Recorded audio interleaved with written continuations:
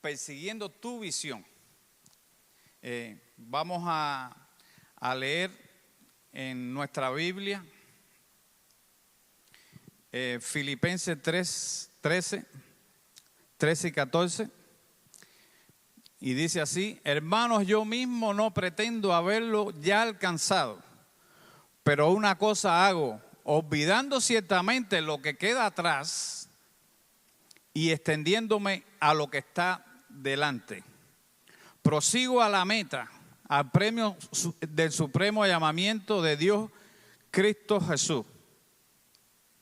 Y dice es claro en estos versículos, pero mira lo que dice más abajo en el 16, dice: pero aquellos a que hemos llegado, sigamos una misma regla, sintámonos una misma cosa. ¿Qué nos está queriendo decir la palabra? Dice que usted tiene que olvidar el pasado y proseguir, ¿verdad?, a la meta. ¿Y cuál es la meta? Para tener una meta que hay que tener visión. Y ya habíamos visto esa visión para usted personalmente y para la mujer de flujo de sangre también, ¿verdad?, que fue la que con su fe pudo tocar el manto y ser sana. Introducción.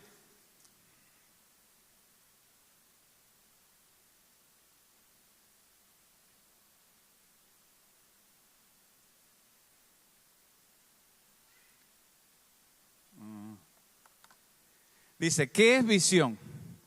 Es un poder transformador que nos da propósito, nos inspira, nos conecta con el Señor. Nos conecta con el Señor porque nuestra visión debe ser una visión basada en las cosas cristianas, ¿verdad? Determina el éxito de nuestras vidas e incluso puede ser la diferencia entre la vida y la muerte. Eso es lo que significa visión. Le quiero mencionar, en la Biblia hay muchos ejemplos de hombres de Dios que tuvieron una visión de parte de Dios, ya sea en sueños o en oración. Nada más que le voy a mencionar 3. Por ejemplo, Noé recibió una visión del Señor en construirle el arca. Y con esa construcción del arca, todos saben que Noé salvó a su familia y a una pareja de cada especie. También tenemos a David. David recibió también una clara visión de cómo debía ser el templo, de todos los materiales, de todos los utensilios que necesitaba para la obra. Y por eso, ¿qué pudo hacer? Dejarle a Salomón, su hijo, toda esta visión, todas estas cosas para que él pudiera construir el templo más adelante. Moisés también fue un hombre de visión y fue el libertador de Israel y enfrentó al imperio más poderoso de aquel tiempo, ¿verdad? El imperio romano.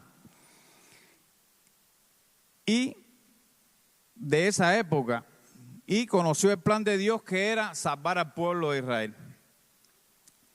Una visión puesta en oración, mis hermanos, y con respuesta de Dios nos da la fuerza para desafiar cualquier cosa. Nos da la fuerza para seguir adelante, para dejar el pasado atrás, para intentar lo imposible que es para nosotros, pero posible para el Señor. Nuestra visión tiene que estar conectada a la visión de la iglesia.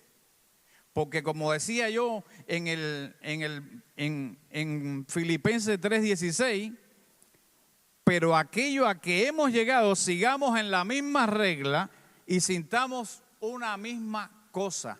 Es decir, que esa visión tiene que ser, la visión de la iglesia tiene que ser una visión nuestra. ¿Y qué decía la visión de la iglesia? ¿Alguien se acuerda cuál es la visión de nuestra iglesia? Para el que no se acuerde, se la voy a decir. Dice que nuestra visión como iglesia, dice que esta es la casa, dice que la casa de Abba existe. ¿Para qué? Para experimentar el reino de Dios, extender la gracia de Dios y empoderar a otros. Esto es importante que yo hoy me voy a tomar un pequeño tiempo, no voy a hacer largo, para que usted entienda estos tres aspectos de la visión de la iglesia. Dice que ¿para qué existimos? Existimos para esas tres cosas. Vamos a ver qué dice Juan 15, 16. Juan 15, 16 dice: no me elegisteis vosotros a mí, sino que yo os elegí a vosotros y os he puesto para que vayáis y llevéis fruto, y vuestro fruto permanezca, para que todo lo que pidiereis al Padre en mi nombre Él os dé. Es decir, que existimos, según la palabra, para llevar fruto, para llevar la palabra. Para eso existimos, para eso el Creador nos hizo. Número 2.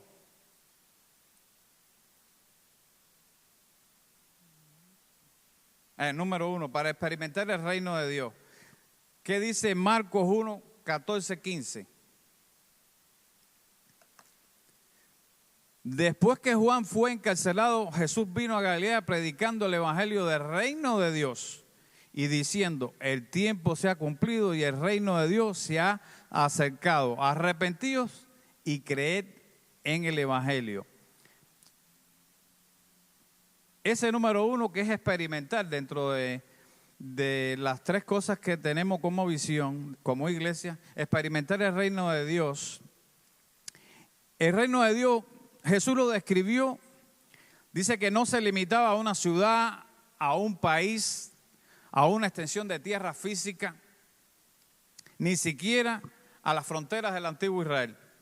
Más bien el reino de Dios era el reino dinámico de Dios sobre el cielo y la tierra, sobre todas las cosas visibles y invisibles.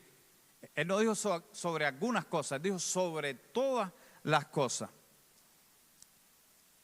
En Mateo 13, a partir del versículo 31 al 50, nos habla la palabra en forma de parábola sobre lo que es el reino de Dios. Usted, yo no tengo mucho tiempo, pero usted después puede, sobre el reino de Dios se habla en toda la Biblia, pero aquí usted puede observar y leer detenidamente qué quería expresar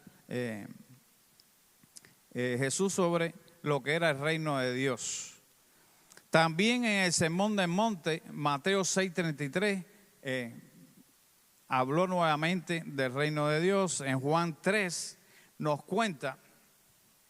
En Juan 3 nos cuenta, no sé si ustedes han leído la palabra en Juan 3 o se acuerdan de ella, cuando Jesús había sanado a aquella mujer endemoniada y Nicomedo, un fariseo que tenía alto rango en la sinagoga, se quedó como, ¿y ese milagro quién lo hizo? Y entonces Nicomedo pidió a esa mujer que le hiciera una cita con Jesús para ir a hablarle y que él le contara cómo hizo eso. ¿Y qué pasó? ¿Qué le dijo Jesús a Nicomedo? Dice Jesús en Juan 3 le dijo, 3:3 le dijo: el que no naciere de nuevo no puede ver el reino de Dios. ¿Y qué dijo en el 3:5? El que no naciere de agua y de espíritu no puede entrar en el reino de Dios. Jesús fue claro, él no entendió. Si usted lee, Nicomedo, que era un fariseo, se supone que se sabía la palabra, era muy estudiado, no entendía. Le dijo: ¿acaso tendría que entrar de nuevo al vientre de mi madre y nacer de nuevo? Y ahí es donde vemos que tenemos que entender que no importa cuánto usted estudie, si usted no lleva esa palabra a su corazón, la escudriña, no solo medita en ella, sino reflexiona en ella, usted no va a crecer, usted no va a entender. Nacer de nuevo, ustedes lo han oído desde que se convirtieron, es dejarle al viejo hombre ¿Y qué cosa es el viejo hombre? Son todas aquellas costumbres que hacíamos, todo lo malo que hacíamos, tratar de quitarlo, ¿verdad? Es bueno que entendamos esto, que tenemos que, para acercarnos más a Jesús, tenemos que trabajar más y más en nuestros problemas. Una de las cosas fundamentales que debe tener un cristiano es darse cuenta que tiene un problema, pero trabajar en ese problema. No darse por derrotado, no darse por vencido, porque para eso tenemos un Dios que nos ayuda. Y una palabra que es nuestro manual de instrucciones, es nuestra fortaleza. Ahora quiero preguntarle, ¿cuándo llega a ser el reino de Dios una experiencia en la vida de ustedes, en la vida mía también, en cada uno de nosotros? Bueno, yo les diré que el reino de Dios llega a ser una experiencia cuando usted lo vive. Cuando usted vive esa experiencia, cuando usted deja que el Señor trabaje en su vida, que usted mengüe para que Él crezca, entonces es que el reino de Dios y las cosas de Dios van a venir a su vida y usted va a experimentarlo. Esa naturaleza de Dios va ocupando terreno en su alma y a medida que eso pase, más las cosas de usted ya no son tan importantes como son las cosas de Dios para usted. No sé si alguien me entiende. Y eso es lo más importante.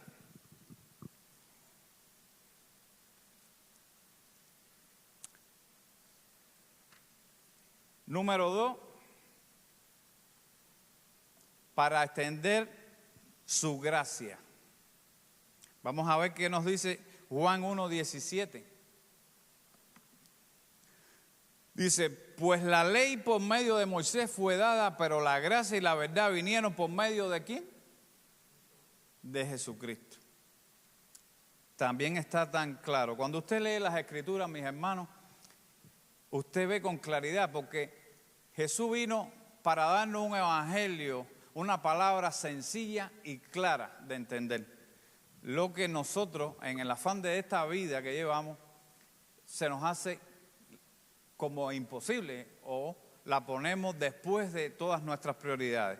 Y así, Señor y señoras y amigos y hermanos, no podemos avanzar y estar en esa gracia y recibir su gracia, ¿verdad? La gracia es un tema constante en la Biblia desde el Nuevo Testamento, desde el Nuevo Testamento, desde el Viejo Testamento hasta el Nuevo Testamento, y proviene de la palabra charis, que significa favor, bendición, bondad. Todo debemos extender gracias a los demás, pero cuando esta gracia viene de Dios, ¿qué se hace? Es una gracia más potente, porque viene del Señor, no viene de nosotros. En Efesios 2, del 14 al 10, podemos entender claramente lo que significa la gracia de Dios para con nosotros, sus hijos. En Efesios 2:8 dice que por gracia sois salvos por medio de la fe, y esto no es de vosotros, pues es don ¿de quién? De Dios. Dice también Génesis 3:21, Jehová Dios hizo al hombre y a su mujer túnicas de pieles y los vistió.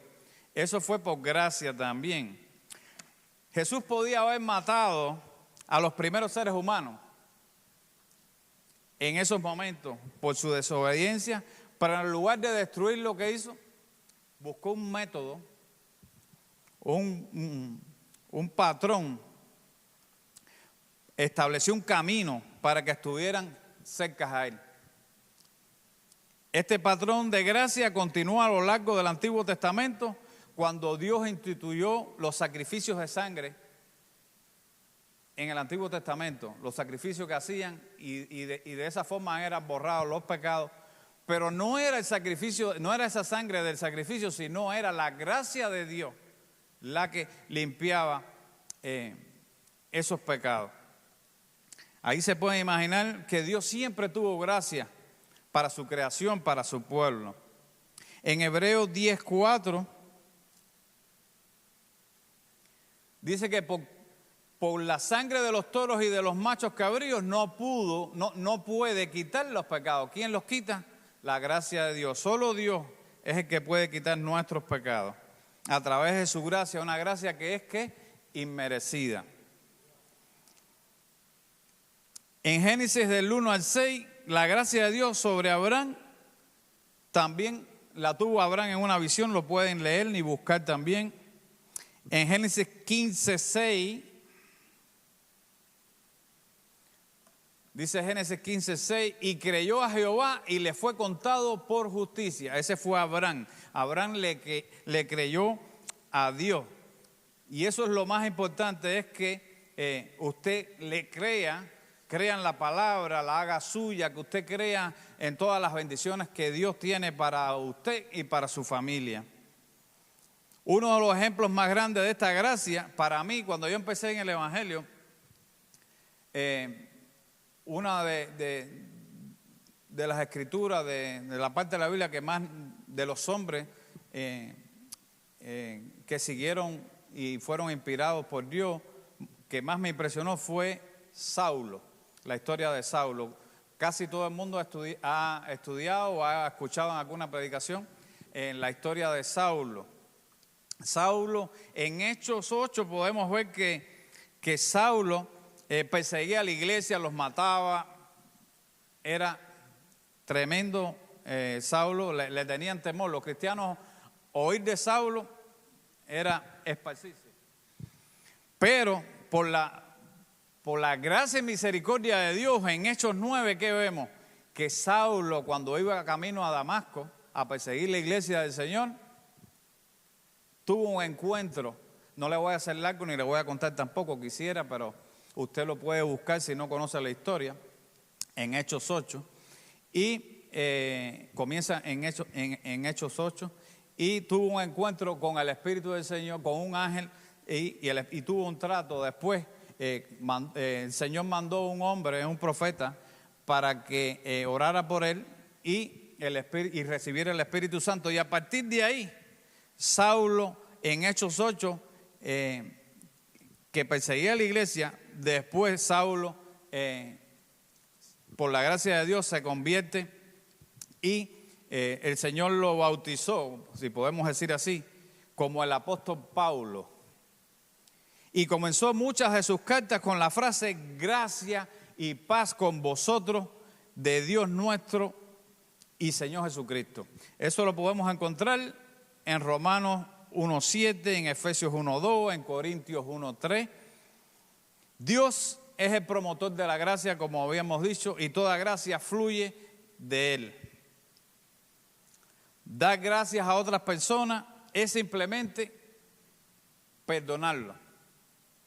Porque nosotros, hoy yo estaba oyendo también con mi esposa a ese predicador, y ya hemos visto y oído otras veces que la iglesia, ¿quiénes somos nosotros? Nosotros somos la iglesia del Señor, somos la novia del Señor.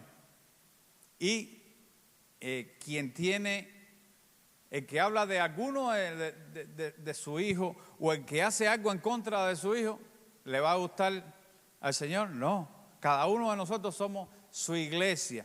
Y entonces, para nosotros extender la gracia, tenemos que entender lo importante que es cada uno de ustedes para el Señor. Cuando yo empecé en la iglesia, me fue difícil, le contaba al hermano, me fue difícil. ¿Por qué? Porque yo venía de la calle y no entendía muchas cosas, no conocía cuán grande era la gracia de Dios. Y entonces yo fui a la iglesia como un juzgador. Yo no fui a buscar de Dios, yo fui a ver qué pasaba ahí y a juzgar. Y fui porque mi mujer iba. Y entonces, cada vez que yo veía a un hermano, le decía a mi mujer: mire ese hermano en la calle hace esto y esto y esto, y míralo aquí sentado. Y ella no me decía nada. Y mira que otro hermano, esto aquí es un... Y después que salíamos, ella me decía: tú ese hermano que está ahí sentado, él será lo que será, pero está buscando su bendición, está tratando de cambiar. porque este es el lugar de los enfermos. Si ese hermano tuviera de todo, te aseguro que no estuviera sentado ahí. Y entonces aquí no te vas a encontrar a nadie perfecto, te vas a encontrar personas que tienen problemas como lo tienes tú, que no lo ves. Y yo me ponía con ella, ya se pueden imaginar. Pero eso me costó, hermano, me costó años para entender que la gracia de Dios no puede alcanzar a todos. Que la gracia de Dios es para todos. No es para mí que soy mejor, ni para usted que fue peor. Si usted ve quiénes eran los apóstoles. Eran pescadores, gente con problemas. Pedro era horrible. David era pecador, pero dice que tenía el corazón conforme al de Dios. ¿Por qué? Porque él clamaba y se arrepentía. Y la gracia de Dios lo cubría. Y entonces, ¿qué les digo con esto? Es un camino, como decía el cántico, el Señor construye su iglesia con paciencia. Y la paciencia lleva sacrificio. Y eso es lo que queremos que se entienda. Que para tú mostrarle gracia a alguien, a un hermano, usted tiene primero que cambiar usted. Usted tiene que saber perdonar, usted tiene que saber que su hermano tiene problemas como los tuvo usted y como los carga usted también. A veces nos creamos que nosotros estamos fuera, que ya nosotros estamos bien. No, hermano, esto es un caminar que a veces parece que no se termina, pero sí vemos el progreso. Si confiamos en Él y en su gracia y que su gracia nos cubra, entonces podemos ver el progreso. Amén.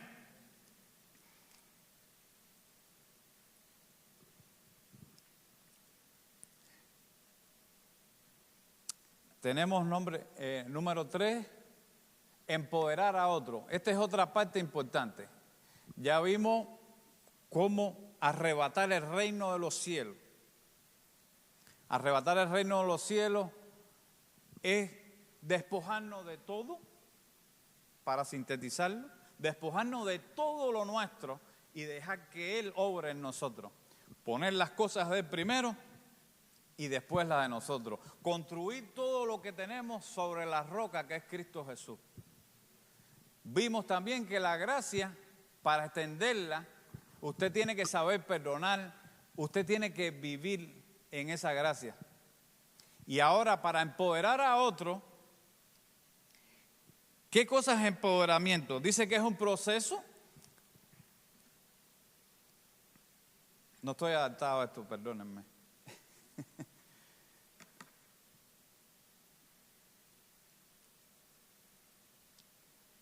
Ahora vamos a ver primero ¿qué dice Efesios primero? Efesios 4:11 para que entiendan también.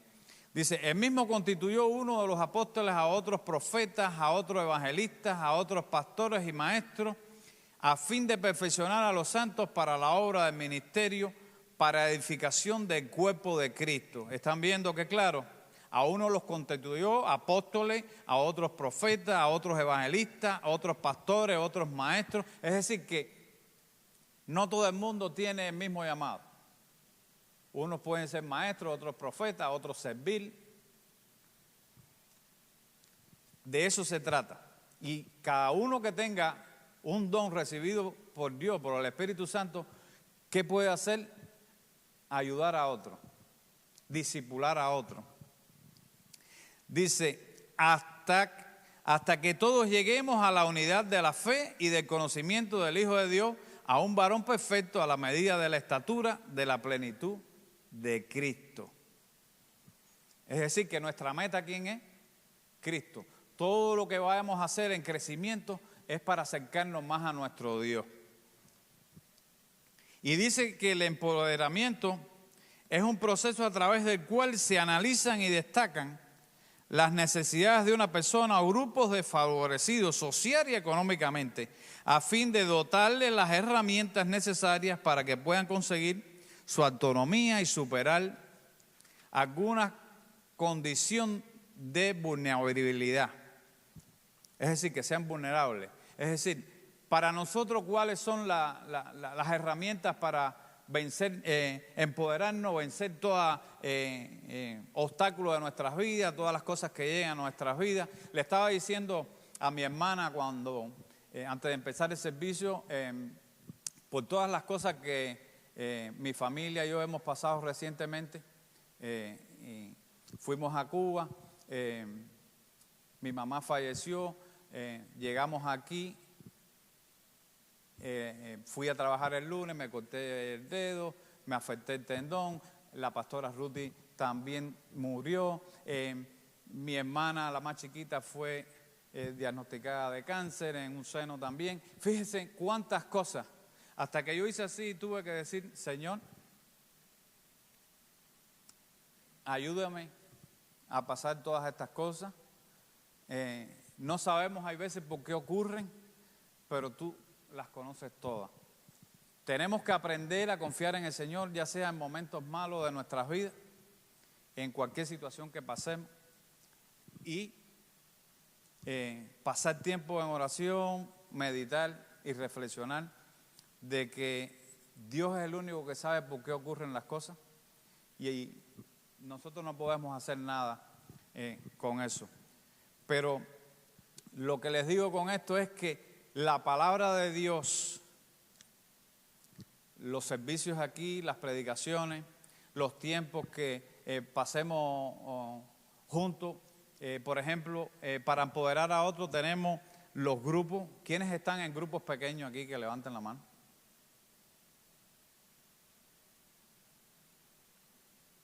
Poco. Los grupos pequeños, si ustedes no saben, son muy importantes. Nosotros tenemos desde que hace como 8 años abrimos nuestro grupo aquí, en nuestra casa. El grupo pequeño nos edifica, nos edificamos unos a otros. Aquí hay muchos que están en el grupo de nuestra casa, que están aquí.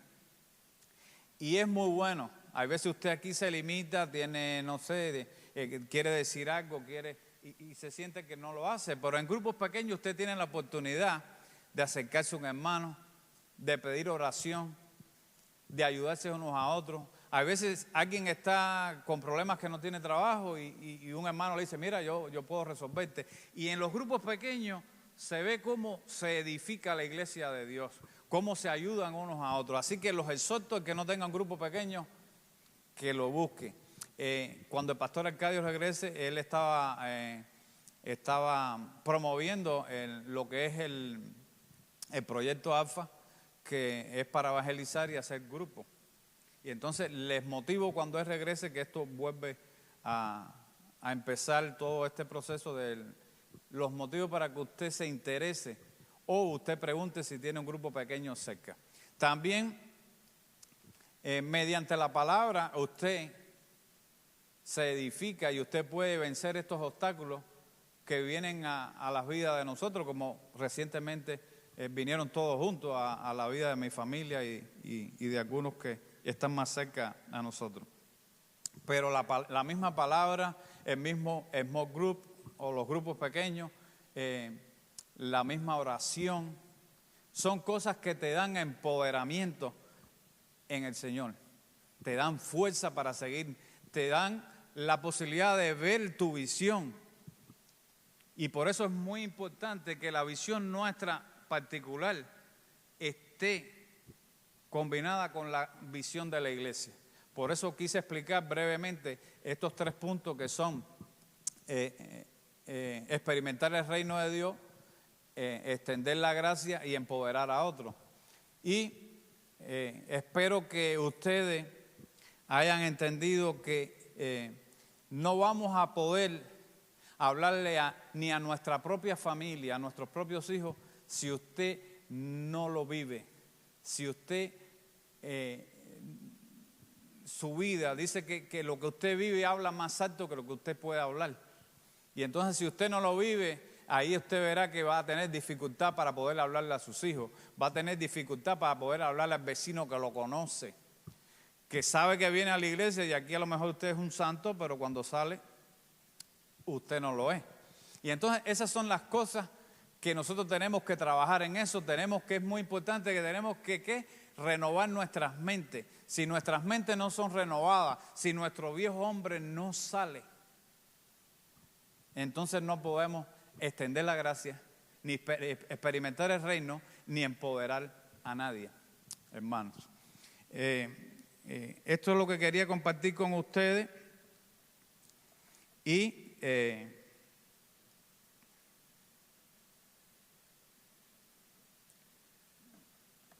esa también son mis conclusiones, que los exhorto a que puedan seguir buscando de Dios, a que, como decía el cántico, el último cántico, que una iglesia sin visión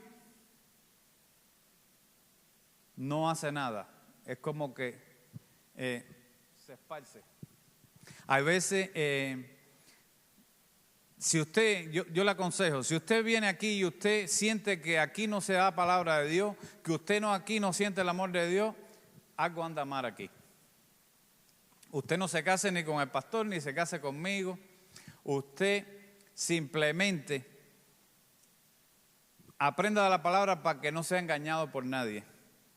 Y aprenda para que usted pueda crecer y tener una familia sana y, de hecho, una iglesia sana. Amén. Gracias por sintonizarse con nosotros. Pueden encontrarnos en las diversas plataformas como Abbas House en español. Y recuerden, vivan una vida llena de plenitud y libertad.